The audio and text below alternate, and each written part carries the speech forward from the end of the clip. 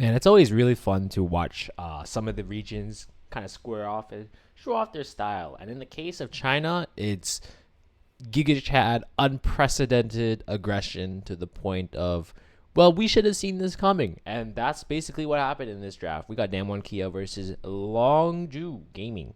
And wait, is it Longju?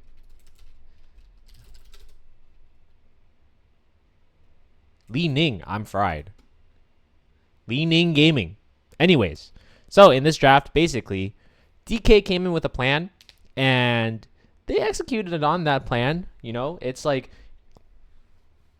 they got what they wanted, but then it's just that Li Ning Gaming had quite the response, and this is not too far off what you would expect from a Chinese draft. So it was up to DK to really try to respond and curb to it as much as possible. And I think this is a really good showcase of how this dynamic can be completely shifted just because of the Ziggs B1 that was pretty much defined by this game and the Ziggs opener on the other game as well. So basically, it's pretty clear that Damwon decided this is the best way to kind of counter LNG here based on the resources that they were given, right?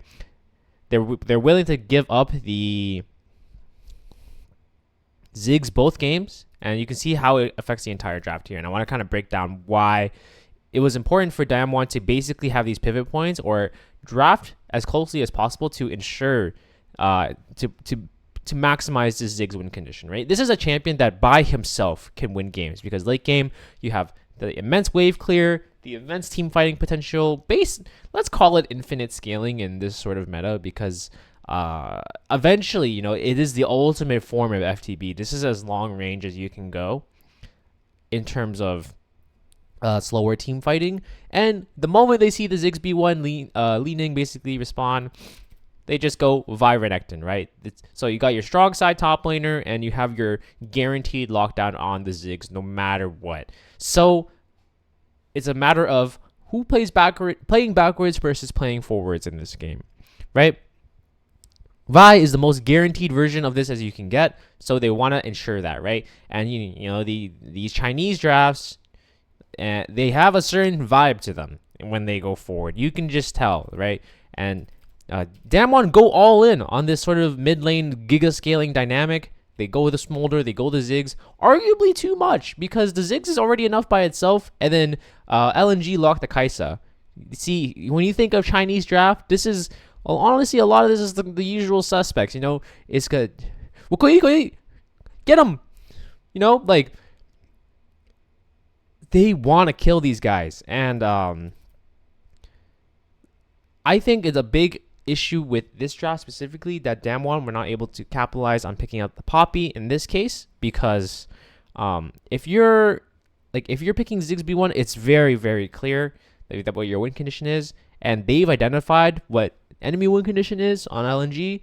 So it's, you know, you can just kind of pre-pick your defensive picks, and it's not really a big deal. It's really about bulking up as much as possible in this case, right? You could have gone Poppy 2-3, and you can go for like double, triple flex if you wanted to, you know, top jungle sub. Then you can go like even defensive. Then you can get really creative with like things like your mid-top picks or your support picks get really defensive, right?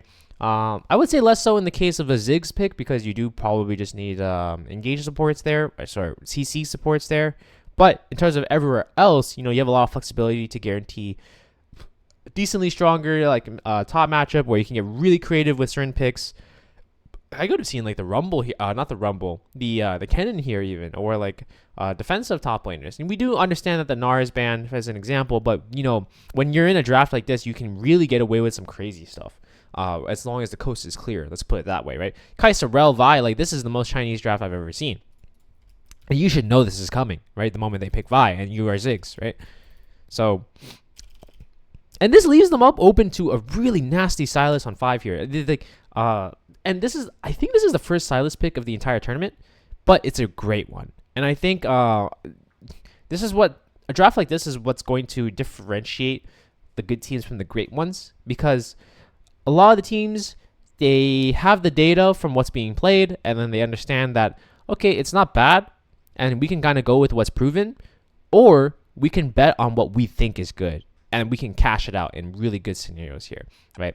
The Silas, in this case, disgustingly strong as R5. Look, they have Olaf ults. They have, like, every ult slot for slot is probably pretty disgusting for the Silas to take. I'm not going to lie. Like, all 5 of them. And not only that, it contributes to the team composition. China were able to do this again in this second game, and it's really smart. But these are, again, they tap in the champions that no one is playing. So same thing here, except that Damwon actually opened with the Vi in this case, so to leave themselves more flexible. Smart adaptation. The downside to this is that I would say if your comp isn't clear, or if it's not clearly a Vi angle, the champ is not the strongest in the world. Let's put it that way. Right? It's gotten nerfed a lot. It doesn't feel as good as it used to.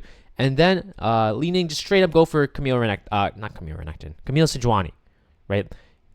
The reason for this is quite specific, to be honest with you, is because of the fact that both Renekton and Jax happen to be banned and are priority top laners. And these are the 2 hardest Camille counters in the entire game. So when you ban both of them, all of a sudden, Camille looking kind of good here, guys. You know, we're going to cash that in.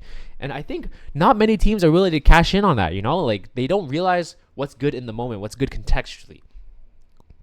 Right? Then Damwon go for the Ziggs again. I guess they think Camille is not enough, so they just basically run it back with a similar draft.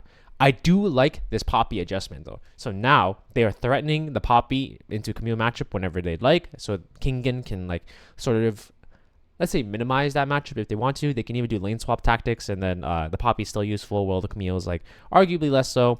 But all in all, we have a similar draft going on here, right? This is an improvement from the last one, though, for DK, in my opinion, because they probably felt like they didn't have enough bans, so they adjust by using their B1 to adapt, and then they lock in their Ziggs 2-3 a little bit later just to make sure.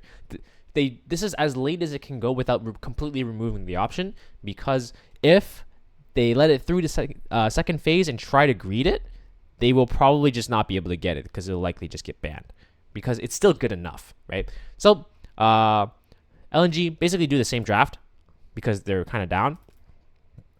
But keep in mind here, the X factor, the Vi, is gone. So it makes it immediately a lot better. Like, I think the last draft in game 1, probably like if I'm going to be honest, like a 75-25 draft for LNG here. I think it's not even close. This one, way better, right? It just changes, like, it just takes 1 or 2 orders of picks to kind of adjust and make that clear. They also don't greed. They pick a stronger early game mid laner in the Ahri. I do like this, right? These are the right adjustments. However, what's a little bit unfortunate is that they end up opting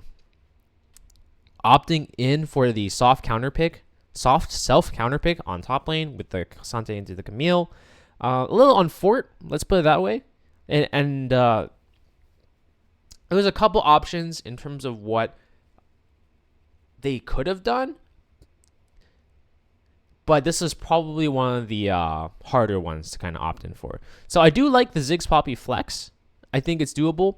I do think both worlds where, you know, Poppy can go top and Poppy can go support, both are very viable. So if it were me, I think the more consistent option is to leave your supports open and then just take one of them, because LNG is probably just going to take one anyway. They're probably scared of, like, those 2 specifically because Ziggs has to take TP, and he tends to be weaker against, like, these other, like, true lockdown supports. Rel doesn't have quite as much. She gains, like, more tanky stats, and she has better matchups into the remaining 2, but she's not as strong.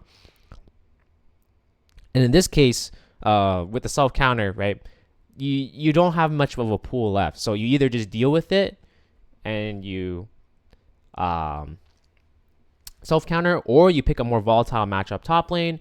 You could even go like GP into Camille, or like Jason to Camille. It just depends on what dynamic they wanted, right? If they want to make it more volatile like that, probably not in their case, which is chill.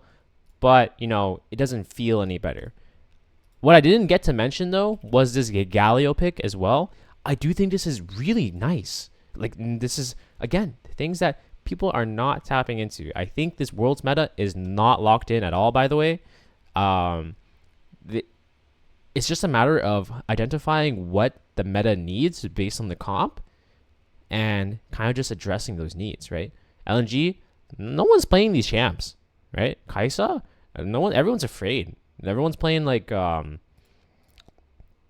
Lucian lanes, Jin, Ashe, right? Like these champs, they're not bad by any means, but it's all a confidence thing. And when you see the Camille angle, you can go for it. They're definitely yelling for it. When you see Galio, like it matches the needs perfectly, right? Everyone wants a mid laner that has a lot of pressure in the early game. Galio is a forward champion that can really curb. They have the Camille Galio combo, Camille Galio Kaisa, right? It's still really strong into this Ziggs. And I think this is why, two things. We're in a red side meta, right? And I've been saying that. I think I don't think there's any B1 that is strong enough to really warrant blue side. That's just my opinion.